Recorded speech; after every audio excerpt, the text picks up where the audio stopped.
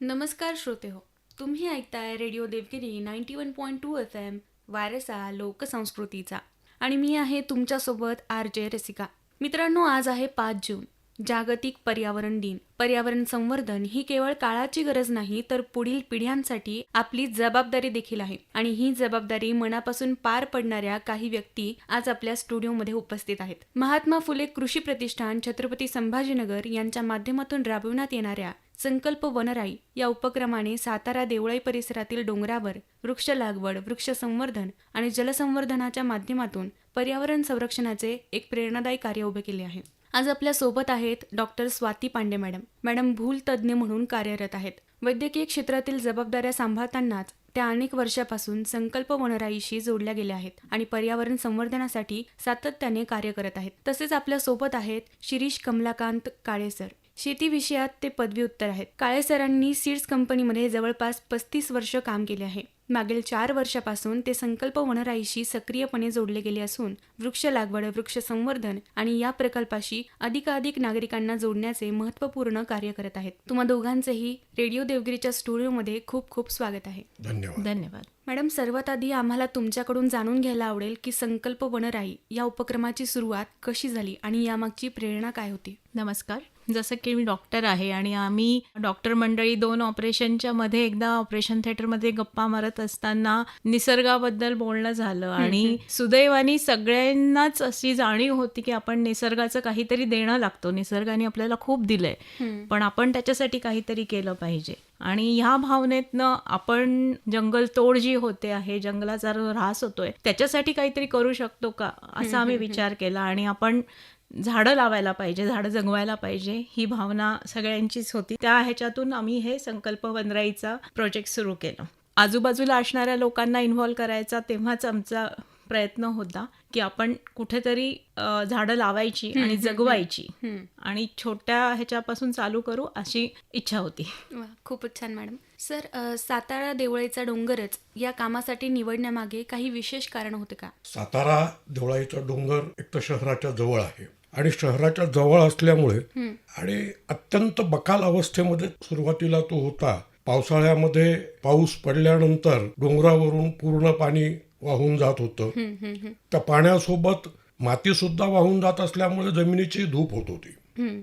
जल आणि मृदू या दोन्ही याचं जर का संवर्धन करायचं असेल तर त्या ठिकाणी वृक्षारोपण हे अत्यंत उपयोगी ठरू शकत होतं. आणि त्यामुळे शहराच्या जवळ असूनही अत्यंत अशा ओसाड माळरानासारख्या टेकडीवरती जर का आपण वृक्षारोपण आणि बंधारे केले तर आपण जल आणि मृदू संवर्धन या दोन्ही विषयामध्ये चांगल्या प्रकारे त्याचा उपयोग होऊ शकतो असं वाटल्यामुळे त्या जागेची निवड केली. नक्कीच सर. मॅडम, सुरुवातीला हा परिसर कसा होता आणि आज यामध्ये कोणता सकारात्मक बदल दिसून येतो? जसं सरांनी सांगितलं की हा भाग अतिशय ओसाड होता आणि गावाजवळचाच भाग असल्याने त्या टेकड्यांवरती रविवारी ट्रेकिंगला जाणारी बरीच मंडळी असायची आणि त्यांच्यातलेच काही आमच्या हॉस्पिटलमध्ये काम करणारे पण कर्मचारी होते. तर त्यांनी जेव्हा हा भाग बघितला तेव्हा त्यांना असं होतं की पूर्वी इथे मोर दिसायचे, प्राणी दिसायचे, आता हा भाग अगदीच ओसाड पडलेला आहे आणि झाडं नाही आहेत. तर त्याच्यासाठी म्हणून आम्ही हा भाग निवडला. आणि आत्ताच्या काळात म्हणाल तर आता 7 वर्ष झाले संकल्प वनराई झाडं लावते आहे, झाडं जगवते आहे. तर पहिले जे आम्ही फोटो काढलेले आहेत आणि आत्ताचे जे काढलेले आहेत ह्याच्यामध्ये फरक जाणवतो आणि सॅटेलाइट व्ह्यू वरनं कळून येतं की पूर्वी तो ओसाड दिसणारा भाग आता वरतून बघितलं तर भरपूर हिरवागार दिसतो आहे. नक्कीच मॅडम. सर, या उपक्रमाच्या सुरुवातीच्या काळात तुमच्यासमोर कुठली मोठी आव्हानं आली आणि तुम्हाला कोणाकोणाचं सहकार्य लाभलं? या उपक्रमाच्या सुरुवातीला काळात काय आणि अजूनही काही आव्हानं आहेत त्या ठिकाणी. एक तर हा डोंगराळ भाग आहे. या ठिकाणी वनराईपर्यंत कुठलंही सामान न्यायचं झालं तर वाहन जात नाही. तर वाहन विशेष करून पावसाळ्यामध्ये ज्यावेळेस वृक्षारोपण करायचं असते त्या कालावधीमध्ये गाड्या दूर ठेवून पायी जावं लागते आणि साहित्य जे आहे ते अक्षरशः मजुराप्रमाणे वाहून न्यावं लागतं. हे एक आव्हान आहे. याच्या व्यतिरिक्त शहराच्या जवळ असल्यामुळे बऱ्याच वेळा त्या ठिकाणी जे आपण विघ्नसंतोषी लोक म्हणतो अशा लोकांचाही त्या ठिकाणी वावर आहे का. त्या ठिकाणी मग त्याच्यामुळे स्ट्रेस पासिंगमुळे निर्माण होणारे जे अनेक प्रॉब्लेम्स आहेत असे त्या ठिकाणी आपल्याला दिसून आलेले आहेत. आणि या सगळ्या याच्यावरती मात करत म्हणजे जसं की उन्हाळ्यामध्ये अशा लोकांच्यामुळे बरेच वेळा आगी लागण्याचा प्रकार घडतो. तर सुरुवातीच्या काळामध्ये त्या ठिकाणी पाण्याकरता व्यवस्था करणं हे एक मोठं काम होतं. आता ठीक आहे, आम्ही टँकरच्या व्यवस्था केलेल्या आहेत, उन्हाळ्यात टँकर नी पाणी देतो, पाईपलाईन केलेल्या आहेत. पण सुरुवातीला पाईपलाईनही नव्हत्या, तर आम्ही बकेटमध्ये पाणी वाहून एक एक झाड वाचवण्याकरता अक्षरशः लढलेलो आहे. पण काय झालं की ज्यावेळेस हे काम दिसायला लागलं त्यावेळेस लोकांकडनं सहकार्यही व्हायला लागलं. मग त्याच्यामध्ये संस्था जोडल्या गेल्या. महात्मा फुले कृषी प्रतिष्ठान तर सुरुवातीपासून सोबत होतं, पण त्याच्या व्यतिरिक्त inner wheel club, rotary club, निराळ्या शहरातील शाखा, त्याच्यानंतर ग्लेनमार्क, एबेनब्लेव अशा वेगवेगळ्या संस्थांच्या मार्फत आर्थिक मदत आणि वेगवेगळ्या ग्रुप श्रमदानाकरता त्या ठिकाणी येत गेले आणि त्याच्यामुळे हे काम वाढवायकरता निश्चितच मदत झाली. नक्कीच सर, नक्कीच. मॅडम, वृक्षारोपण आणि वृक्ष संवर्धन यामध्ये मोठा फरक आहे, तर मग संकल्प वनराई संवर्धनावर कसा भर देते? मुळात अगदीच मोठा फरक आहे वृक्षारोपण आणि संवर्धनामध्ये. आपण खूप वेळेला पाहतो की निराळ्या संस्था पावसाळ्यामध्ये खूप ठिकाणी झाडं लावतात, खूप व्हॉलेंटियर्स येतात, झाडं लावतात, पण हे सगळे झाडं पुढच्या काही काळामध्ये जगतीलच ह्याच्याकडे कोणी तेवढं फारसं लक्ष देत नाही. काही संस्था निश्चितच देत असतील, पण त्या मानाने जेवढं लक्ष द्यायला पाहिजे तेवढं दिलं जात नाही. कुठलंही झाड 1-2 वर्षापर्यंत त्याला पूर्ण संवर्धनाची गरज असते. जनावरं खाऊन टाकतात, काही वेळेला रानडुकरांसारखे प्राणी उपटून टाकतात झाडं. आणि मुळात आपल्याकडच्या इतका तीव्र उन्हाळ्यामध्ये झाडांना पाणी देणं, त्यांच्यासाठी आळे करून त्याला मल्चिंग करणं, ह्या सगळ्या गोष्टी सातत्याने कराव्या लागतात. आणि वृक्ष संवर्धनासाठी पावसाळा सोडला तर त्याच्यानंतर लगेचच पूर्ण वर्षभर हे काम करण्याची गरज पडते. संकल्प वनराई मधला संकल्प शब्दाचा हेच महत्वाचं होतं की आम्ही संकल्प झाडं लावण्यापेक्षाही झाडं जगवण्याचा केला होता. वा, खूपच छान मॅडम. सर, जेव्हा तुम्ही झाडांची निवड करतात तेव्हा कोणत्या म्हणजे झाडांना तुम्ही जास्त प्राधान्य देतात, स्थानिक की पर्यावरणपूरक? स्थानिक झाडच हीच नेहमी पर्यावरणपूरक असतात. आणि बरेच वेळा स्थानिक झाडं कोणची आणि विदेशी कोणची याबद्दल लोकांच्या मनामध्ये संभ्रम असतो. याच्यामधल्या फार जास्त तांत्रिक बाबीत न जाता एक साध्या सोप्या भाषेत सांगतो की आपल्या जवळपास जे एखादं नैसर्गिक जंगल असेल त्या जंगलामध्ये एक फेरफटका मारायचा. त्या जंगलामध्ये ज्या प्रजातींची झाडं असतील त्या प्रजाती त्या भागामध्ये नैसर्गिकरित्या चांगल्या वाढू शकतात. आणि स्थानिक प्रजाती लावण्यामागचं एक महत्वाचं कारण असते की जैवविविधता. झाड हे फक्त एक झाड नसतं, तर ती पूर्ण एक कॉलनी असते. एक झाड म्हटलं की त्या झाडाच्या वरती येणाऱ्या निरनिराळ्या किडी असतात आणि त्या झाडांना येणारी फळं सुद्धा असतात.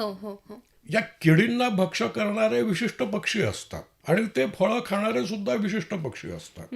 म्हणजे जर का तुम्ही 10 प्रकारची झाडं लावली देशी प्रजातींची, तर या 10 प्रजातींच्या झाडासोबत 5-25 प्रकारच्या किडी, 5-25 प्रकारचे पक्षी, अशी एक पूर्ण कॉलनी त्या ठिकाणी तयार व्हायला सुरुवात होते. ही प्रोसेस थोडी स्लो आहे, पण ही निश्चित आहे. आणि ज्याला आपण म्हणतो की आपल्याला जर का ही पृथ्वी वाचवायची असेल तर प्रत्येक प्रजाती ही आवश्यक आहे आणि तिचं संवर्धन व्हायलाच पाहिजे.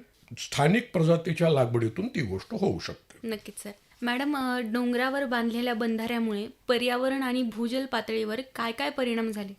त्या भागात जे नैसर्गिक बंधारे होते किंवा थोडेसे छोटे पाणवठे साचवलेले पाण्याचे होते, त्यांची खोलीकरण करून आपण ते बंधारे अजून खोल आणि मोठे करायचा प्रयत्न केलेला आहे संकल्प वनराईनी. त्याशिवाय संकल्प वनराईमध्ये आपण शेततळं पण बनवलेलं आहे आणि जे 2-3 बंधारे बांधून पाणी अडवण्याचा प्रयत्न केला आहे. त्याच्यामुळे पावसाळ्यात पडणाऱ्या पावसाचं पाणी जमिनीत मुरून जास्तीत जास्त तिथे पाण्याची पातळी वाढावी असा प्रयत्न केला आहे. पूर्वी पहिल्या 2-3 वर्षामध्ये साधारणपणे डिसेंबर-जानेवारी पासूनच ते तळे जे असले वाळल्यामुळे पाणी नसायचं, पण आता ते बंधारे खोल केल्यामुळे आणि साचलेल्या पाण्यामुळे आता तसं फेब्रुवारी मार्चपर्यंत साधारणपणे आम्हाला पाणी उपलब्ध होऊ शकतं. वा वा. आम्ही अजून हा भाग वनरक्षित असल्यामुळे तिथे काही करू शकत नाही, पण बाजूला जे एकांचं शेत आहे तिथे बोरवेल घेऊन वनराईसाठी पाणी उपलब्ध करून घेण्याचा आम्ही प्रयत्न केलाय. त्या बोरवेलच्या पाण्याची पण पातळी आता वाढलेली आहे. वा वा, खूपच छान. सर, श्रमदानाची संकल्पना प्रत्यक्षात राबवताना नागरिकांचा सहभाग तुम्ही कसा वाढवला? श्रमदानाकरता, कारण की पूर्ण प्रकल्पच श्रमदानावरती अवलंबून आहे, मोठा भाग त्याचा. हो. तर याकरता आपण काय आहे की निरनिराळे ग्रुप, म्हणजे जे शहरामध्ये वेगवेगळ्या संस्था आहेत, कंपन्या आहेत, यांच्या ज्या कर्मचाऱ्यांचे गट आहेत त्यांना आपण बोलवत असतो आणि ती लोक सुद्धा येतात. वेगवेगळ्या सोसायट्या त्याच्यामध्ये सहभागी होतात. आणि यावर्षी आपण एक अजून नवीन प्रयत्न करत आहोत. प्रत्येक ठिकाणी नेहमी म्हटलं जाते त्याच देम यंग, म्हणजे तरुणांचा सहभाग त्याच्यामध्ये आपल्याला घ्यायचा. तर यावर्षी आपण 10 शाळांना संपर्क करून त्या ठिकाणी जी 8वी ते 10वीच्या वर्गातली मुलं आहेत, या मुलांना एक लहान कुंडी आणि बी देतोय की त्यांनी घरी ते वाढवावं.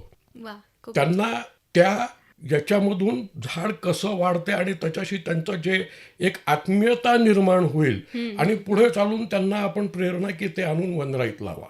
वा, खूपच छान. त्याच्यामुळे त्यांना सुद्धा आपण त्याच्यामध्ये जोडण्याचा आपण एक प्रयत्न करतो आहोत. खूपच छान सर. मॅडम, आजपर्यंत किती लोक या उपक्रमाशी जोडले गेले आहेत? आता वनराईला 7 वर्ष होत आहेत आणि 7 वर्षामध्ये 5-6 हजार लोक तिथे आलेले आहेत. काही वेळेला कुठल्या शाखेचे लोक, काही एखाद्या संस्थेचे लोक, इवन काही डॉक्टर्सचे ग्रुप, त्यांनी वनराईला भेट देऊन वृक्षारोपण केलेलं आहे. आणि त्या उपक्रमातनं काही लोक कायमस्वरूपी सुद्धा संकल्प वनराईशी जोडले गेलेले आहेत. म्हणजे मला उल्लेख करायला आवडेल, सज्जन अवचार म्हणून आहेत, ते रिटायर झाले आहेत आणि या वयात सुद्धा ते रोज संकल्प वनराईला जातात आणि झाडांची काळजी घेण्यासाठी, पाणी देण्यासाठी प्रयत्नपूर्वक असतात. वा वा. सर, श्रमदान करतानाचा तुमचा एखादा संस्मरणीय किंवा प्रेरणादायी अनुभव असेल तर तो आमच्यासोबत शेअर कराल का? श्रमदान करत असतानाच एका रविवारी काही पक्षी मित्र त्या भागामध्ये पक्ष्यांची पाहणी करत की आपल्या भागात किती पक्षी आहेत हे बघत होते. आणि ते आपल्या क्षेत्रामध्ये बरेच दिवसापासून कार्य करणारी लोक होती आणि ते आल्यावरती ते तासभर फिरले आणि त्याच्यानंतर ते येऊन आम्हाला भेटले. आणि त्यावेळेस त्यांनी सांगितलं की आम्ही पहिल्यांदा आलो होतो त्यावेळेस हा भाग अत्यंत ओसाड होता, पण आज आम्हाला एका तासामध्ये 25 प्रजातींचे पक्षी या ठिकाणी पाहायला मिळाले आणि आम्ही त्याचे फोटो काढले आहेत. वा. तर आम्हाला हे एक अचिव्हमेंट वाटलं किंवा त्याच्यापासून प्रेरणा मिळाली की बुवा आपण जे काही वृक्षारोपण करत आहोत याच्यामुळे पक्षी या ठिकाणी आकर्षित होत आहे. थोडक्यात जैवसंपदा त्या ठिकाणी येऊन राहिलेली आहे. तर हे आपल्याला एक थोडंसं प्रेरणासारखेच त्याच्यामधून चांगली प्रेरणा मिळाली आहे. वा, खूपच छान सर. मॅडम, अनेकांचा सहभाग या उपक्रमात लाभला असेल, पण मग महिलांचा सहभाग किती तुम्हाला लाभला आणि काय महत्वाचा ठरला? खूपच अभिमानाची गोष्ट आहे की मी पहिल्या दिवशीपासून वनराईमध्ये आहे आणि महिला आणि पुरुष असा काही फार फरक नाही या उपक्रमाशी जोडल्या गेल्यात. पण आमच्या कित्येक महिला सहकारी आहेत, म्हणजे अजून डॉक्टर्स आहेत आणि तेही लोक आपल्या व्यावसायिक ह्याच्यातून वेळ काढून वनराईच्या कामासाठी नेहमीच उपलब्ध असतात. महिलांचा सहभाग ॲक्च्युली महिला आल्या की मुलं सुद्धा येतात, त्याच्यामुळे त्या दृष्टीने संकल्प वनराई प्रयत्न तर करतच असते आणि महिलांचा सहभाग फारच महत्त्वाचा ठरलेला आहे, कारण मुलांना पुढच्या पिढीला याची जाणीव करून देण्यात त्यांची सगळ्यात जास्त मदत होते. नक्कीच मॅडम. सर, विद्यार्थी आणि तरुण पिढी पर्यावरण संवर्धनासाठी कशी पुढे येत आहे? अत्यंत आशादायी चित्र आहे.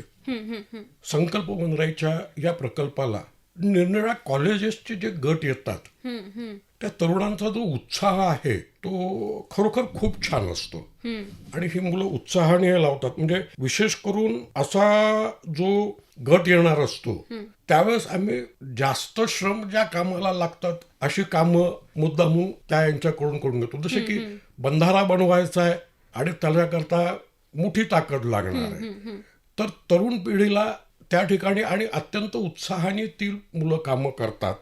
त्यांना त्याच्याबद्दल जाणीव आहे आणि याच्यामधली खरोखर एक पॉझिटिव्ह गोष्ट तीच आहे की तरुण पिढी हळूहळू जागरूक होत आहे.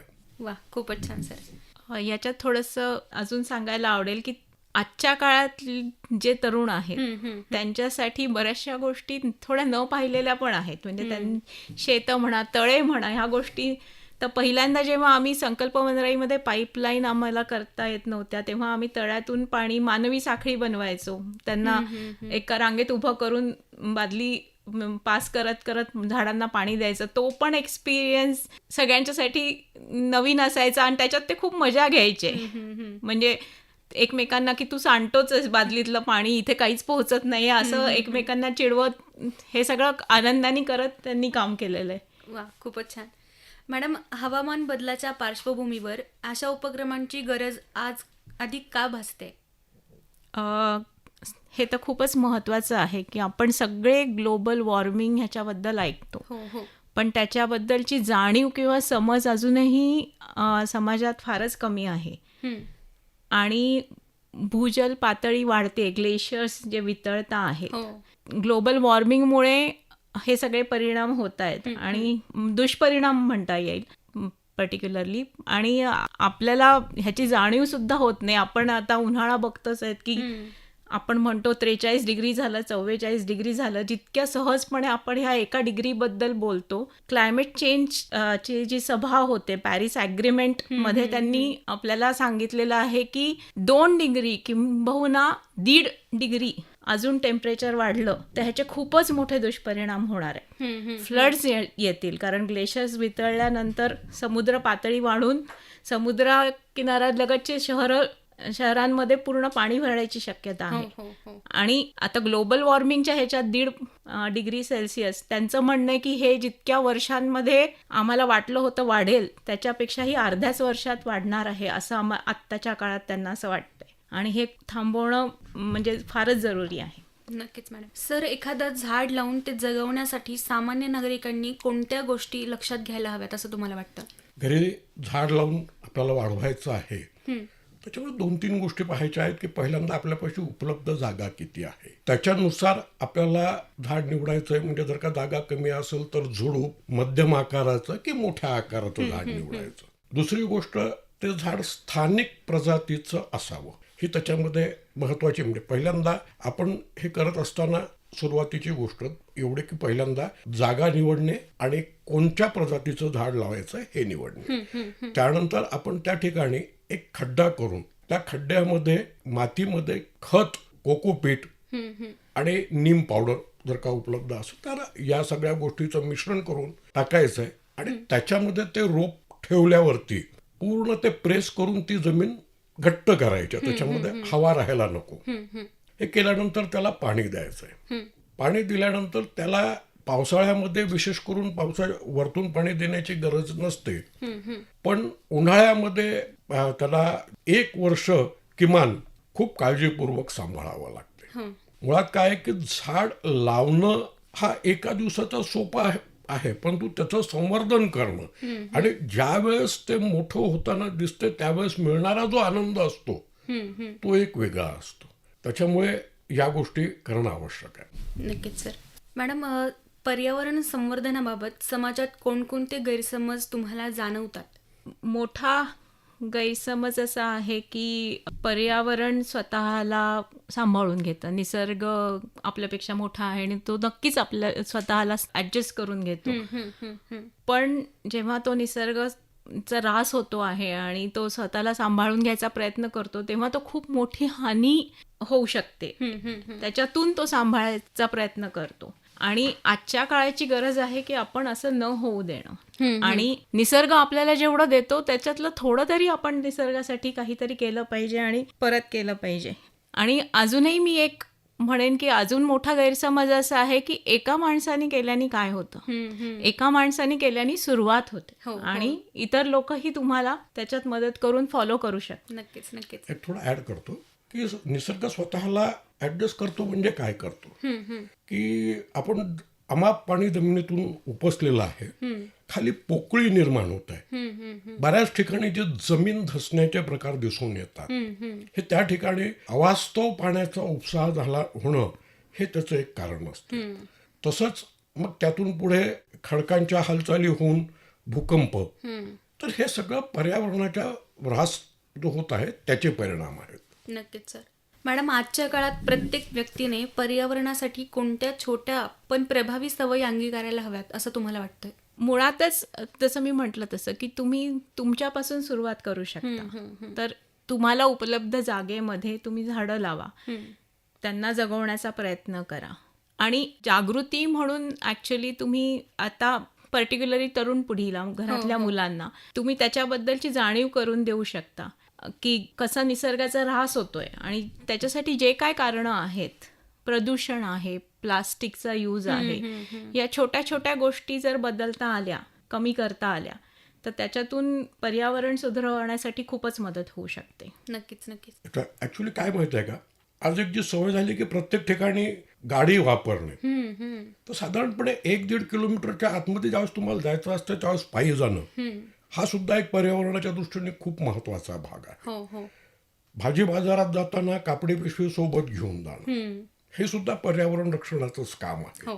पाण्याचा आता आपण असं म्हणतो की एक साधी गोष्ट नेहमी उल्लेख केला जातो की जर का आपण नळ सुरू ठेवून शेविंग केलं तर 20 लिटर पाणी जाते, पण गरजेपुरता जर का नळ वापरला तर ते 1 लिटर पाण्यामध्ये तुमचं शेविंग होतं. हो हो तर अशा लहान लहान बाबीमध्ये तुम्ही पर्यावरण रक्षणाकरता काम करू शकता. हो. नक्कीच सर. या संपूर्ण प्रवासात तुम्हाला सर्वाधिक समाधान देणारा क्षण कोणता आहे असं तुम्हाला वाटतं? सर्वाधिक समाधान देणारा क्षण म्हणजे काय की ज्यावेळेस उन्हाळ्यामध्ये आपण प्रचंड मेहनत करतो ती झाडं जगवाय करता, पावसाळा येतो आणि पावसाळा आल्यानंतर तिथे अगदी ज्याला आपण म्हणू की एक हिरवी चादर पांघरल्या जाते. हो हो. आणि एक प्रसंग असा घडला की काही मुलींचा एक गट आला होता आमच्या वनराईमध्ये, श्रमदान झालं आणि आता आम्हाला परत जायची वेळ होती.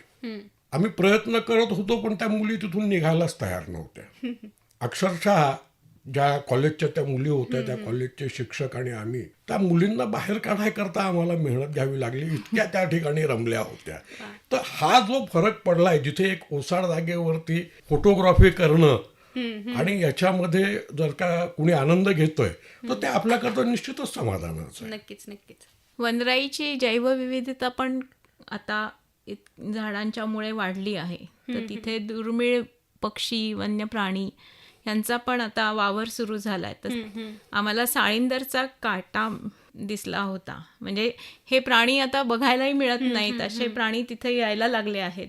वा हे पण आमच्यासाठी खूपच समाधानाची गोष्ट आहे. वा, खूपच छान. सर, तुमच्या दृष्टीने संकल्प वनराईची सर्वात मोठी उपलब्धी कोणती आहे? आज त्या ठिकाणी जैवविविधता वाढणं म्हणजे त्या ठिकाणी जे आलेलं आहे की जसं मॅडमने सांगितलं साळींदर दिसलं, तसं ज्याला आपण नीलगाय म्हणतो, तर याची विष्ठा दिसून आली, मोराचे आवाज ऐकू येतात, त्याच्यानंतर ससे दिसतात आणि अनेक प्रकारचे ज्या ठिकाणी वनराईच्या क्षेत्राच्या बाहेर गेल्यानंतर अशा कुठल्याही गोष्टी तिथे जवळपास दिसत नाहीत. पण आतमध्ये गेल्यावरती आपल्याला एक पूर्ण अर्थाने जंगल, वृक्ष म्हणजे निव्वळ वृक्ष न होता त्या ठिकाणी पूर्ण अर्थाने जे जंगल तयार होतं आहे की ज्याच्यामध्ये कीटकापासून पशु आणि पक्षी असे पूर्ण जी इकोसिस्टीम तयार होते आहे, ही आमची उपलब्धी खऱ्या अर्थाने. आणि त्याचसोबत आमच्या ह्या ज्या उपलब्धीमध्ये आम्हाला 3 अवॉर्ड्स हे सुद्धा आवर्जून सांगावे लागतील. 2023 साली महात्मा फुले कृषी प्रतिष्ठानद्वारे आम्हाला पर्यावरणाचा पुरस्कार मिळाला. 2024 साली एन्व्हायरो केअर ठाणे यांच्याकडनं एक दरवर्षी आंतरराष्ट्रीय पुरस्कार दिला जातो, त्यामध्ये प्रोत्साहनार्थ पुरस्कार देण्यात आला. वा वा. आणि 2025 मध्ये नेचर केअर सोसायटी सांगली यांच्यामध्ये कडनं एक राज्यस्तरीय पुरस्कार दिला जातो, तो पुरस्कार आम्हाला मिळाला. थोडक्यात आमच्या कामाला प्रत्येक ठिकाणी मान्यता, ज्याला रेकग्निशन म्हणतो आपण, हे मिळत गेल्यामुळे त्याचंही एक वेगळं समाधान असते. वा, खूपच छान सर. मॅडम, पुढील काही वर्षांसाठी संकल्प वनराईची काय उद्दिष्ट आहेत? संकल्प वनराईनी आत्तापर्यंत साधारण 8 एकर या जागेवरती झाडं लावलेली आहेत. आणि अजूनही त्याला एक्सपांड करायचा वनराईचा विचार आहे. वृक्ष संवर्धनासाठी आपण सध्या जसे बंधारे बनवले आहेत, शेततळं बनवलं आहे, टाक्या बसवलेल्या आहेत, ज्याच्यामध्ये आम्ही सध्या तरी आम्हाला उन्हाळ्यामध्ये टँकरचीच मदत घ्यावी लागते. पण हे शेततळे बनवून किंवा बंधारे खोलीकरण करून जास्तीत जास्त आत्मनिर्भर पाण्यासाठी होण्याचा प्रयत्न वनराई सातत्याने करते आहे. वेगवेगळ्या प्रकारची झाडं लावण्यासोबतच आम्ही थोडी दुर्मिळ वनस्पती लावायचा प्रयत्न गेले 7 वर्ष करतो आहेत. 100-150 दुर्मिळ झाडांची पण लागवड आपण वनराईमध्ये केली आहे. औषधी वनस्पती जर लावता आल्या वनराईमध्ये तर त्याचाही आमचा प्रयत्न आहे. वा, खूपच छान. सर, ज्यांना या उपक्रमात सहभागी व्हायचं आहे त्यांच्यासाठी तुम्ही काय आवाहन कराल? वनराईमध्ये या उपक्रमामध्ये सहभागी होण्याचे 3 मार्ग आहेत. पहिला मार्ग आहे की ज्यांना शक्य आहे त्यांनी दर रविवारी वनराईमध्ये येऊन श्रमदानामध्ये सहभागी होऊ शकतात. आणि पूर्ण वर्षातले 52 आठवडे हे कार्य चालते. पहिल्यांदा पावसाळ्याच्या सुरुवातीला खड्डे करून वृक्षारोपणाची तयारी करणे, पाऊस झाल्यावरती 3 महिने पूर्ण त्या ठिकाणी वृक्षारोपण करणे, त्याच्यानंतरचे 1-2 महिन्यामध्ये त्या ठिकाणी नवीन वृक्षारोपणाच्या ठिकाणी आळे करणे, पाईपलाईन करणे आणि नंतर उन्हाळ्यामध्ये पाणी देणे. तर या सगळ्या याच्यामध्ये आपण सहभागी होऊ शकतो. काही लोक याच्यामध्ये सहभागी होणं शक्य नसते, तर ते लोक आर्थिक योगदानाद्वारे देखील सहभागी होऊ शकतात. की अगदी आपण आपली संस्था ATG मध्ये रजिस्टर आहे, त्याच्यामध्ये तुम्ही अगदी 100 रुपयापासून तुमची इच्छा असेल तितक्या रकमेपर्यंत योगदान देऊ शकता. नक्कीच. आणि ज्याला या दोन्ही गोष्टी शक्य नाही त्यांना आमची आग्रहाची विनंती आहे की त्यांनी कमीत कमी या वनराईची माहिती आपल्या मित्रांपर्यंत पोहोचवावी आणि त्यांना या ठिकाणी येण्याकरता प्रवृत्त करावे. नक्कीच सर, अशा नक्कीच. 3 प्रकारे तुम्ही त्यात सहभाग नोंदवू शकता. नक्कीच सर. तन मन धन या कुठल्याही माध्यमातून वनराईसाठी जे काय कोणालाही प्रयत्न करता येतील त्याच्यासाठी आमची विनंती आहे की प्लीज पुढे या आणि ते मदत करा. नक्कीच, नक्कीच. मॅडम, जागतिक पर्यावरण दिनानिमित्त आपल्या श्रोत्यांसाठी तुम्ही काय विशेष संदेश द्याल? जागतिक पर्यावरण दिन हा आपण आता जसा साजरा करतो, आपण खूप सगळे दिवस आजकाल साजरे करतो, तर याला खऱ्या अर्थाने साजरा करा. झाडं लावणं म्हणा, पाण्याची बचत करण्यासाठी एखादा उपक्रम म्हणा, किंवा जे काय निसर्गासाठी तुम्ही करू शकता तुमच्या लेव्हलवरती आणि येणाऱ्या पिढीला तुम्ही त्याच्यातनं जर फ्रुटफुल संदेश देऊ शकत असाल तर त्याच्यासाठी जरूर प्रयत्न करा. जसं की आपण बोललो की ती वेळ जी आहे तीच महत्वाची आहे. आता पर्यावरणाचा होणारा ऱ्हास याच पद्धतीने चालू राहिला तर पुढच्या पिढीसाठी आपण फक्त सफरिंग ठेवणार आहोत. तर त्या दृष्टीने आपल्यालाच प्रयत्न करणं जरुरी आहे. तर सगळे दिवस साजरे करता तसा हाही साजरा करा आणि पर्यावरणासाठी छोटी होईना कुठली तरी एक गोष्ट सगळ्यांनी करायला पाहिजे. नक्कीच, नक्कीच. सर, आता जाता जाता पर्यावरण संवर्धनाच्या या प्रवासात एक व्यक्ती काय बदल घडवू शकते याबद्दल तुम्ही काय सांगाल? एक व्यक्तीच बदल घडवू शकते, कारण की एका व्यक्तीच्या पुढाकारानेच कुठलंही कार्य सुरू होते. आणि वैयक्तिक स्तरावरती ज्यावेळेस आपण विचार करतो तर आपल्या घरामध्ये सगळ्यात पहिल्यांदा जो ओला कचरा सुका कचरा सेग्रिगेशन करणं हे सुद्धा पर्यावरणाचंच काम आहे. ज्या ठिकाणी शक्य आहे त्या ठिकाणी ओल्या कचऱ्यापासून घरगुती खत तयार करून स्वतःच्याच किचन गार्डन मध्ये वापरणं आणि त्या किचन गार्डन मधून निघणारा केमिकल फ्री फळं किंवा भाज्या तुम्ही जर का घरी हे केलं तर केमिकल फ्री तुम्हाला मिळू शकतात. आणि दुसरी गोष्ट जलसंवर्धन. आपण गरजेपुरतंच पाणी वापरायचं. रेन वॉटर हार्वेस्टिंग, छतावरून वाहून जाणारं पाणी आपल्याच बोअरमध्ये सोडायचं आणि आपल्याच बोअरचं पाणी वाढवून आपलाच पाण्याचा खर्च कमी करायचा. म्हणजे याच्यामध्ये काय आहे की आपण म्हणायला तर पर्यावरणाचं काम करत असतो पण त्याच्यामध्ये आपला वैयक्तिक बेनिफिट सुद्धा आपण त्याच्यामधून घेत असतो. तर जसं आपण म्हणतो की रेन वॉटर हार्वेस्टिंग जर का शहरामध्ये मॅक्झिमम लोकांनी केले तर पूर्ण शहराचं वॉटर टेबल वाढणार, ड्रेनेजचा प्रॉब्लेम कमी होणार. तीच गोष्ट ओला कचरा सुक्या कचऱ्याबद्दल आहे. तर प्रत्येक गोष्ट शासनाने करावी याच्याऐवजी मी काय करू शकतो तेवढं मी करावं. नक्कीच सर, नक्कीच. डॉक्टर स्वाती पांडे मॅडम आणि शिरीष काळे सर, आजचा हा संवाद खरोखरच प्रेरणादायी ठरला. आपल्या दोघांनीही या पर्यावरण संवर्धनासाठी केलेल्या कार्याची माहिती ऐकताना एक गोष्ट प्रकर्षाने जाणवली, ती म्हणजे बदल घडवण्यासाठी मोठ्या साधनांची नाही तर मोठ्या इच्छाशक्तीची गरज असते. सातारा देवळाईच्या डोंगरावर उभी राहिलेली ही हरित वनराई, बांधण्यात आलेले जलसंवर्धनाचे बंधारे आणि शेकडो नागरिकांना या उपक्रमाशी जोडण्याचे कार्य हे केवळ वृक्ष लागवडीचे काम नाही तर पुढील पिढ्यांसाठी हिरवा वारसा निर्माण करण्याचे एक कार्य आहे. जागतिक पर्यावरण दिनानिमित्त आपल्या श्रोत्यांना एकच संदेश द्यावासा वाटतो. निसर्ग आपल्याला भरभरून देतो, आता त्याचे ऋण फेडण्याची वेळ आली आहे. एक झाड लावा, ते जपा, पाणी वाचवा आणि पर्यावरण संरक्षणाच्या या चळवळीत स्वतःला सहभागी करून घ्या. डॉक्टर स्वाती पांडे मॅडम आणि शिरीष काळे सर, आपल्या व्यस्त वेळापत्रकातून वेळ काढून रेडिओ देवगिरीच्या स्टुडिओमध्ये आलात आणि आपल्या अनुभवांचा खजिना आमच्या श्रोत्यांबरोबर वाटलात, त्याबद्दल तुम्हा दोघांचेही खूप खूप आभार. रेडिओ देवगिरीने आम्हाला संधी देऊन वनराईची माहिती सर्वांपर्यंत पोहोचवण्याकरता मदत केली, त्याकरता आम्ही रेडिओ देवगिरीचे धन्यवाद मानतो. खूप खूप आभार. खूप खूप आभार. मित्रांनो, आज आपण एक संकल्प करूया, झाडं लावूया आणि झाडं जगवूया. आजचा हा विशेष संवाद तुम्हाला नक्कीच आवडला असेल अशी आशा आहे. मी आरजे रसिका घेतेय तुमचा निरोप. तोपर्यंत ऐकत रहा रेडिओ देवगिरी 91.2 FM, वारसा लोकसंस्कृतीचा.